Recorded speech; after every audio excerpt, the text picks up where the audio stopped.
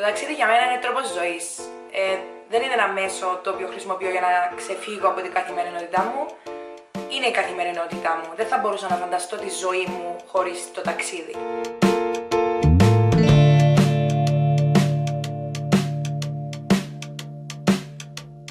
Η αιτία για να ξεκινήσω τα ταξίδια ήταν ο πατέρας μου, ο οποίος είναι και ο ίδιος μεγάλος ταξιδευτής. Έχει πάει σε όλο τον κόσμο, έχει ταξιδέψει σε διπλάσιες χώρες από όσες έχω ταξιδέψει εγώ. Και όταν ήμουν 11 ή 12 χρονών περίπου, με πήγε στην Ελβετία.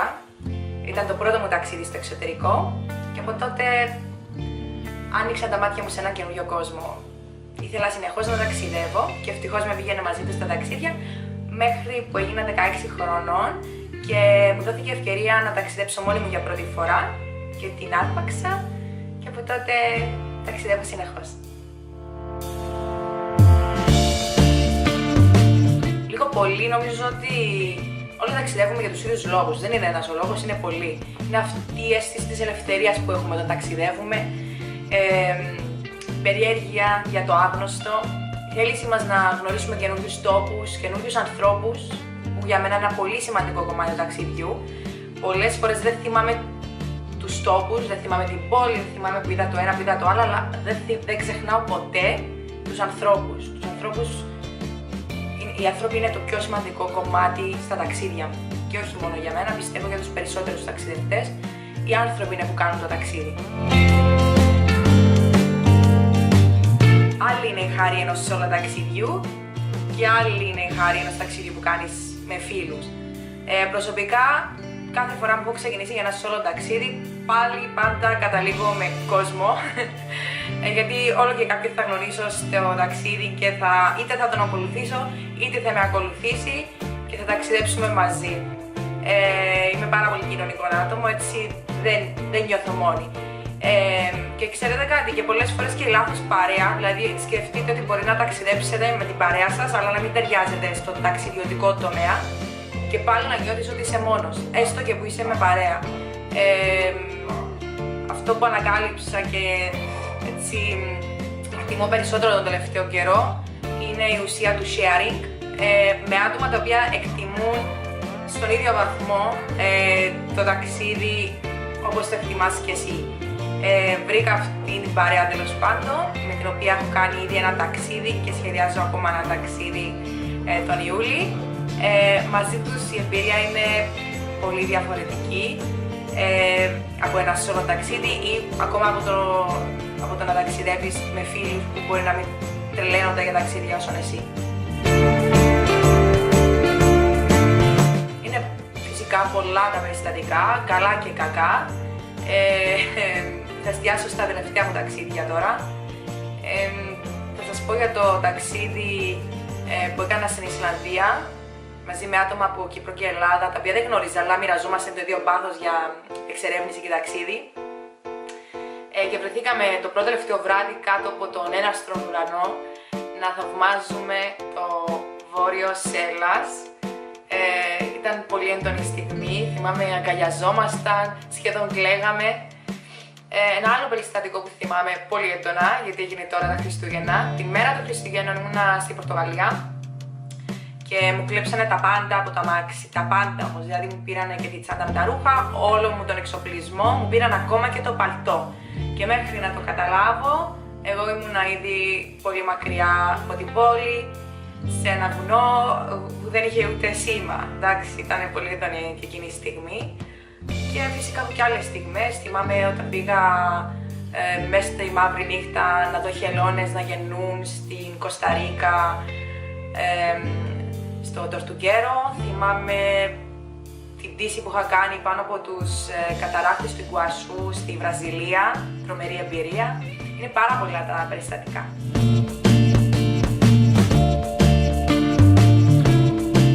Τα ταξίδια σε κάνουν καλύτερο άνθρωπο. Σε κάνουν να αναπτύσσεις skills, δεξιότητες τέλος πάντων, τις οποίες μπορεί να μην είχες πριν, σε κάνουν πιο ευαίσθητο προς το περιβάλλον, πιο ευαίσθητο προς τα ζώα. Εμένα προσωπικά έχω μάθει από τα ταξίδια μου να είμαι πιο ευαίσθητη απέναντι στα ζώα, γιατί μεγάλωσα χωρίς ζώα και μια ζωή τα φοβόμουν. Ακόμα και τα σκυλιά και τα γατιά. Τώρα είμαι πολύ πιο ευαίσθητη Δεν θα με δείτε να ανεβαίνω σε ελέφαντα, δεν θα με δείτε να πηγαίνω σε ζωολογικούς κήπους όπου τα ζώα εκεί ξέρετε πως είναι οι συνθήκες. Και σίγουρα έχω γίνει πολύ πιο ευαίσθητη απέναντι στο περιβάλλον. Δηλαδή προσέχω πάρα πολύ. Και κάτι άλλο, τρώω μικρότερες μερίδες φαγητού, γιατί δεν θέλω να πετάω φαγητό, γιατί ξέρω τι συμβαίνει στον κόσμο. Είναι πολλά τα πράγματα αυτά που έχω παρατηρήσει πάνω μου, μικρές αλλαγές και μεγάλες. Αλλά σίγουρα όλες αυτές οι αλλαγές είναι προς το καλύτερο, δεν είναι προς το χειρότερο, με έχουν κάνει καλύτερο άνθρωπο. Γι' αυτό άλλωστε και λένε πως το ταξίδι είναι ένα σχολείο.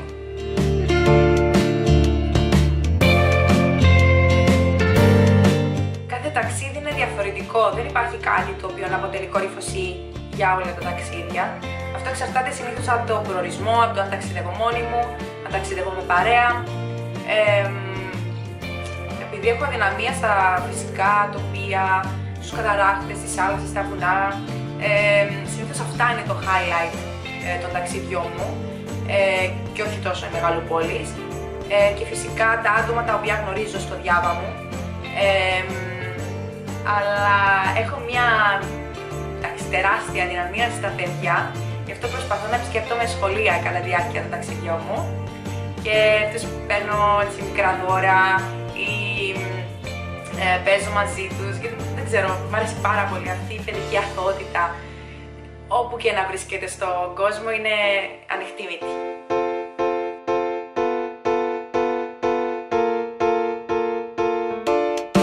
Δεν έχω φανταστεί τον εαυτό μου χωρίς ταξίδια ούτε μια φορά, από τον καιρό που με θυμάμαι.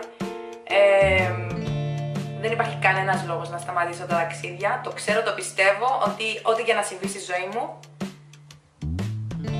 είτε μείνω χωρίς ευρώ, είτε κάνω οικογένεια, όποιος και να είναι ο λόγος, θα βρω τη λύση, όπως και τη βρίσκω ακόμα και τώρα, και θα κάνω τα ταξίδια. Δεν υπάρχει περίπτωση να σταματήσω ποτέ των ποτών και βάζω και το χέρι μου στη φωτιά. Είναι από τα πράγματα που βάζω και το χέρι μου στη φωτιά.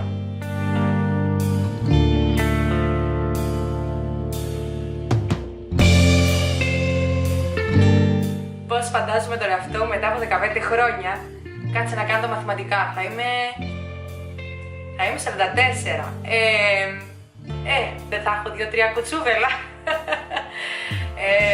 Μακάρι να έχω μια οικογένεια μέχρι τότε. Αγαπώ πολύ τα παιδιά, θα ήθελα να έχω 2-3 παιδάκια. Και δεν ξέρω γιατί, με φαντάζομαι με σε ένα camper van να ταξιδεύω με την οικογένειά μου. Είναι κάτι το οποίο να με αξιώσει ο Θεός, θέλω να το κάνω πολύ και ως ελεύθερη, χωρίς να έχω παντρευτεί δηλαδή και χωρίς παιδιά. Αλλά και όταν κάνω οικογένεια, είναι κάτι το οποίο με φαντάζομαι έτσι.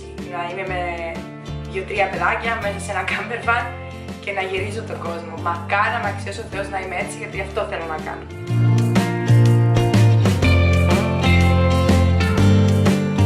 Αυτό που μου αρέσει περισσότερο στην υπηρεσία του Life Trips είναι το γεγονός ότι μπορείς να κάνεις sharing, όχι μόνο με άλλους ταξιδιώτες, αλλά με οποιονδήποτε ενδιαφέρεται να παρακολουθήσει το ταξίδι σου, να δει τη διαδρομή σου, να δει φωτογραφίες από live στιγμές τις οποίες εσύ ανεβάζεις στην εφαρμογή, αλλά μπορείς και εσύ ο ίδιος να παρακολουθείς τα ταξίδια άλλων και να δεις που έχουν ταξιδέψει, να δεις που βρίσκονται αυτή τη στιγμή, και είναι και όμορφο και για σένα γιατί κρατάς κάποια στατιστικά. Είναι πάρα πολύ όμορφη η εφαρμογή.